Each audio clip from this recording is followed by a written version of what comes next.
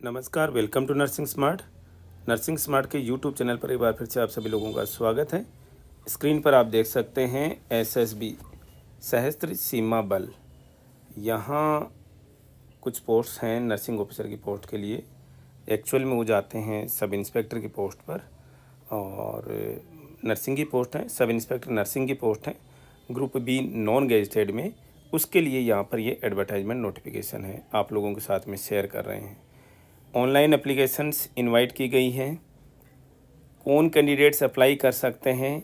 Indian nationals apply कर सकते हैं, सिटीजन ऑफ इंडिया होना चाहिए।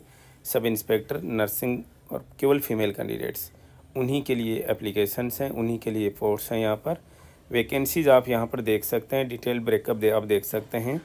Sub inspector nursing female unreserved category में 13, ईडब्ल्यूएस में 2, ओबीसी में 7, एससी में 6 और एसटी में 1, टोटल 29 पोस्ट हैं। छोटा सा वीडियो हमने यहाँ पर किया है, कुछ बेसिक चीज़ें आप लोगों को, इम्पोर्टेंट चीज़ें आप लोगों के साथ में डिस्कस करने के लिए। हम आप लोगों के साथ में बहुत सारी चीज़ डिस्कस कर चुके हैं कि यहाँ पर एसएसबी में, सीआईएसएफ में, सीआरपीएफ में जब नर्सिंग ऑफिसर की पोस्ट आती हैं, एक्चुअल में वो सब इंस्पेक्टर की पोस्ट होती है और वो पे मैट्रिक्स लेवल 6 में जाती हैं, जिसमें बेसिक 35,400 रुपये होती है। यहाँ पर भी sub inspector nursing staff, nursing और फीमेल, जो आपकी पोस्ट का नाम नर्सिंग ऑफिसर नहीं होगा, वहाँ पर पोस्ट का नाम आपका सब इंस्पेक्टर रहेगा, जो कि केवल फीमेल कैंडिडेट्स के लिए हैं। इस पे मैट्रिक्स लेवल 6 पर रहेंगी, यानी कि 35,400 की बेसिक आप लोगों की रहेगी। अदर अलाउंसेज जैसे सेंट्रल गवर्नमेंट में मिलते हैं, वहाँ पर कुछ उनके अलावा कुछ राशन मनी अलाउंस भी है, वॉशिंग अलाउंस भी हैं। जो भी एसएसबी में, सशस्त्र सीमा बल के अंदर जो भी अलाउंसेज वहाँ पर आप लोगों को एक्स्ट्रा हैं, वो उसके लिए आप एलिजिबल होंगे। इसके अलावा छोटी सी कुछ और बेसिक चीज़ें हम आप लोगों के साथ में डिस्कस करेंगे। सब इंस्पेक्टर नर्सिंग में आपका जो एज क्राइटेरिया 21 से 30 साल तक का होना चाहिए। +2 साइंस से होनी चाहिए, आप लोगों को ये नोट कर लीजिएगा। जो भी जीएनएम कैंडिडेट्स हैं वो साइंस बैकग्राउंड से नहीं है, वो एलिजिबल नहीं होंगे। 3 इयर्स डिप्लोमा होना चाहिए जनरल नर्सिंग मिडवाइफरी में, किसी भी रिकॉग्नाइज्ड स्टेट और सेंट्रल गवर्नमेंट इंस्टीट्यूट से रिकॉग्नाइज्ड होना चाहिए। आपका रजिस्ट्रेशन होना चाहिए किसी भी सेंट्रल या फिर स्टेट नर्सिंग काउंसिल के साथ में, और 2 साल का एक्सपीरियंस चाहिए। बेड्स का यहाँ पर वो नहीं बताया इन्होंने कि मिनिमम कितने बेड होने चाहिए, तो कुछ भी चलेगा। क्या कोई एज रिलैक्सेशन है? यस है। एससी एसटी के लिए स्टैंडर्ड 5 साल का और ओबीसी कैंडिडेट्स के लिए 3 साल का एज रिलैक्सेशन है।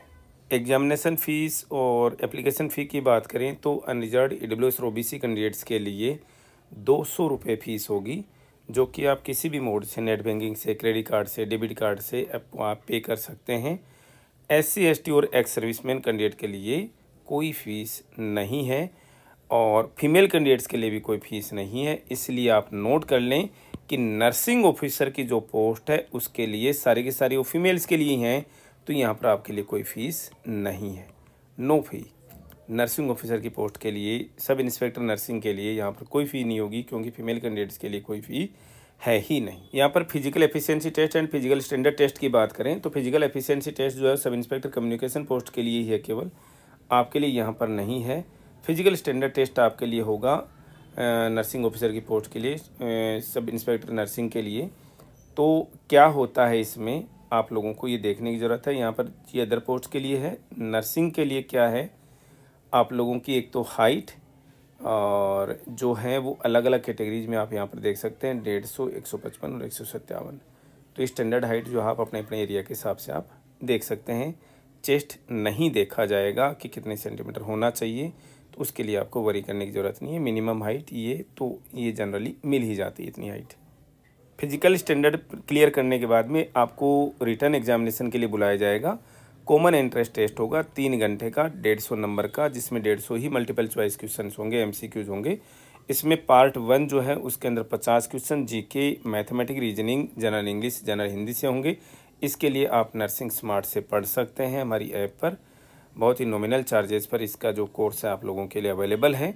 और इसके अलावा जो 100 मार्क्स का जो टेस्ट है वो टेक्निकल टेस्ट, यानी कि आपके नर्सिंग कैडर से, नर्सिंग के फील्ड से आपसे क्वेश्चन जो है इसके अंदर पूछे जाने हैं। मिनिमम क्वालिफिकेशन के लिए जनरल, ईडब्ल्यूएस और ओबीसी कैंडिडेट्स के लिए आपको 50% स्कोर करना होगा, 75% मार्क्स लाने होंगे, 75 नंबर लाने होंगे। और एससी एसटी कैंडिडेट्स के लिए 45% जो मार्क्स हैं वो लाने होंगे आप लोगों को यहाँ पर। इन्होंने यहाँ पर नेगेटिव मार्किंग के लिए कहीं पर कुछ भी डिस्कस नहीं किया है।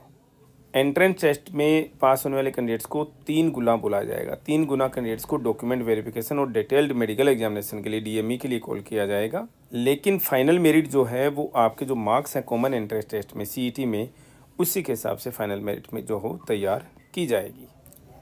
तो आप लोगों के साथ में डिस्कस कर लें। सब इंस्पेक्टर नर्सिंग फीमेल के लिए यहाँ पर 29 पोस्ट्स हैं, जिनका सिलेक्शन क्राइटेरिया हमने आपको बता दिया है। पहले फिजिकल स्टैंडर्ड टेस्ट होगा, उसमें पास होने वाले कैंडिडेट्स को लिए को जो कॉमन एंट्रेंस टेस्ट यानी एक रिटन एग्जाम के लिए बुलाया जाएगा, जिसमें 150 क्वेश्चन होंगे।